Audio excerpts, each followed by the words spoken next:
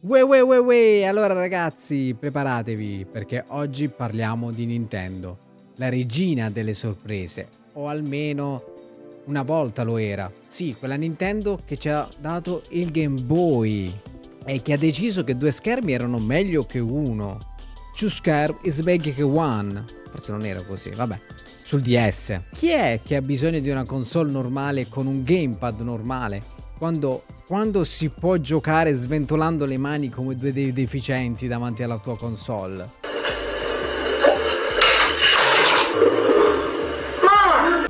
Sì, parliamo di Wii. Insomma, quella Nintendo lì parliamo.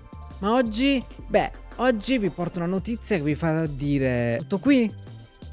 Penso che l'abbiamo detto tutti. Tutto qui? Eh sì, signori, ecco a voi la Switch 2. E non è uno scherzo. Non hanno messo per la prima volta un nome assurdo come Switch Super Deluxe Turbo Tuxedo Edition o Switch U 2 Alpha. Hanno deciso semplicemente di chiamarla Switch 2, come fa un'altra azienda giapponese. E sapete cosa? Switch 2 fa pensare a una Switch più grande, migliore, e sì, quel tipo di sequel di un film che si limita ad avere più esplosioni, un budget più alto, ma ha essenzialmente la stessa trama. Ma andiamo con ordine. Nintendo ha giocato la carta della banalità sensata. Cosa vuol dire? Vuol dire che questa volta hanno messo via tutti i cartoni Labo, lasciato da parte i bonghetti di Donkey Kong e tutte le diavolerie che hanno fatto nell'ultimo periodo e si sono detti: ehi, abbiamo azzeccato una console? Perché complicarci la vita?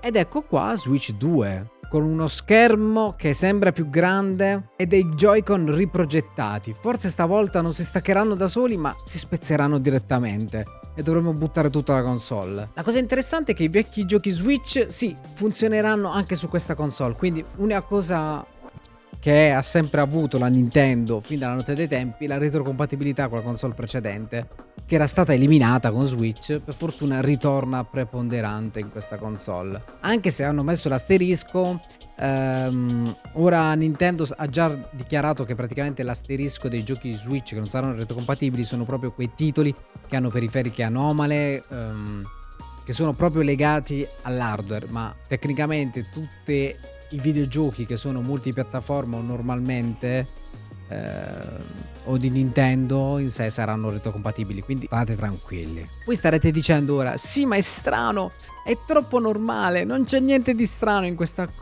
console, nessun telecomando che vola per aria, nessun VR fatto di cartone o nessun frattale che si infrange nei miei occhi per creare una realtà immersiva 3D stetoscopica. Niente che mi faccia dire: Nintendo, ma che ti sei fumata?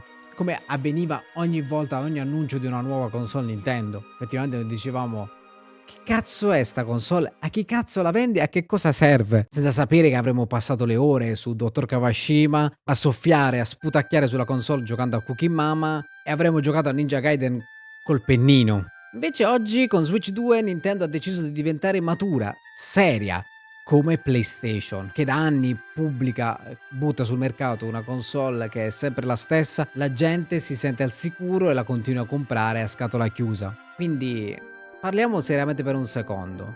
La Switch è stato un successo gigantesco, gargantuesco potrei dire. 146 milioni di console vendute. È sul punto di battere il DS e lo sappiamo tutti. Quando una cosa funziona non la cambi troppo. Ma qui c'è una linea sottile, da un lato hai una continuità. Chiunque riesce a capire cos'è Switch 2. È quella cosa che già ami, ma più bella, più potente e invoglia l'acquisto. Io sono il primo che ora la voglio comprare perché la Switch non mi ha convinto pienamente, ma voglio una Switch migliore. Voglio giocare a Euden Chronicles. Voglio finalmente poter far girare dignitosamente Sifu, Hogwarts Legacy. Voglio giocare più umanamente ai videogiochi lì sopra, senza che mi vengano i dolori alle mani con quei controller microscopici. Voglio una certezza che è quella che dà ai videogiocatori PlayStation. Però, d'altro canto, se smetti di essere strana, cosa ti resta di Nintendo? Sei solo un tablet con i controller che si staccano. Un po' come la Legion Go S, per giunta gli ha rubato anche l'idea del mouse.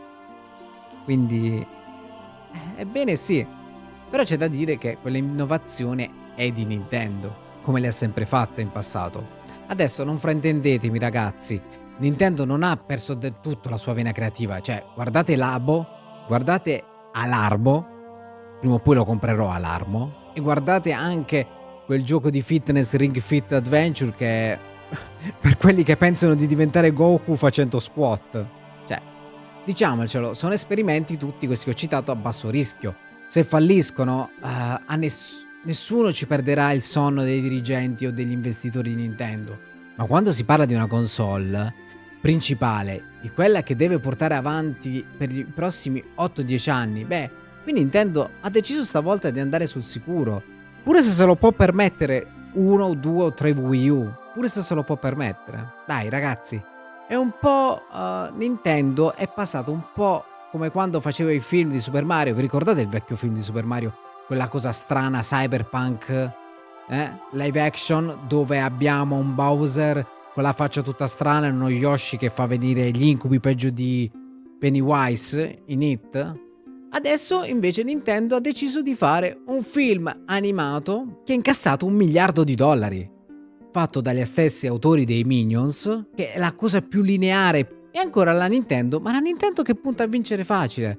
Perché complicarsi la vita quando si ha una miniera d'oro tra le mani? Quindi eccoci qua, la Switch 2, la mossa sicura, il sequel che nessuno odierà, ma che forse non farà nemmeno impazzire. Sarà un po' come PlayStation 5 rispetto a PS4, o come PS3 rispetto a PS2. Avrà il suo pubblico, di meno in confronto alla console precedente, però mantiene una continuità. Quindi probabilmente la gente continuerà per tanti anni ancora a usare Switch, come ad oggi la gente gioca ancora su PS4. Però, tutto sommato, se ci pensate, è come andare a un ristorante e ordinare la carbonara, perché sai che la carbonara è buona. Certo, ogni tanto ti piacerebbe provare quel piatto strano, esotico, con il nome impronunciabile per fare il figo con gli amici, ma poi ti dici, cazzo, devo pagare un sacco di soldi e se poi non mi piace? Nintendo a questo giro ha smesso di fare il piatto esotico costosissimo e ha deciso di fare la carbonara. E sapete una cosa? Forse per me a sto giro è la scelta giusta, anche perché io ad oggi ho bisogno di una console che faccia meno schifo di Switch, però che faccia le cose di Switch, quindi io sono contento della scelta. Per quanto mi riguarda, questa è la mia opinione personale, sono contento della scelta di Nintendo. Il vero problema è un altro: come farà Nintendo a mantenere quel mix di follia e genialità che la rende utile? Sì, perché se Nintendo, pensiamoci, smette di sorprenderci, cosa rimane? Una PlayStation con i baffi di Mario? Un Game Pass fatto di funghi e stelle? No, grazie, tutti noi vogliamo la Nintendo che ci sorprende, che mi fa gridare: ma cosa diamine sto guardando? Mi sono drogato anche oggi? E ogni volta che annunciano qualcosa lo pensiamo. Ragazzi, fatemi sapere cosa ne pensate voi nei commenti. Siete pronti a questa Switch 2?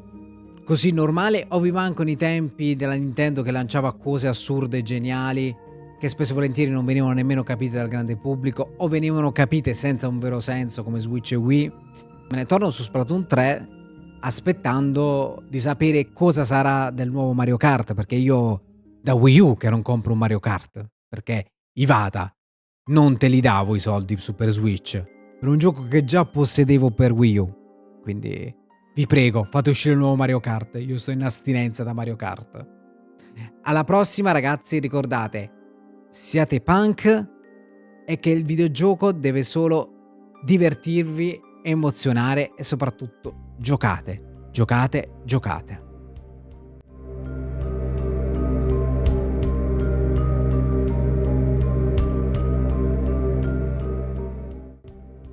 Ah, dimenticavo, manca il momento populista di Z.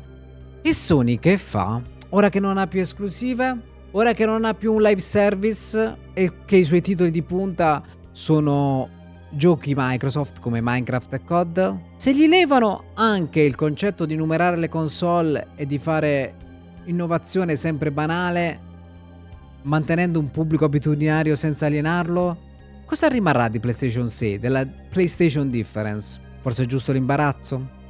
Ditemelo voi nei commenti.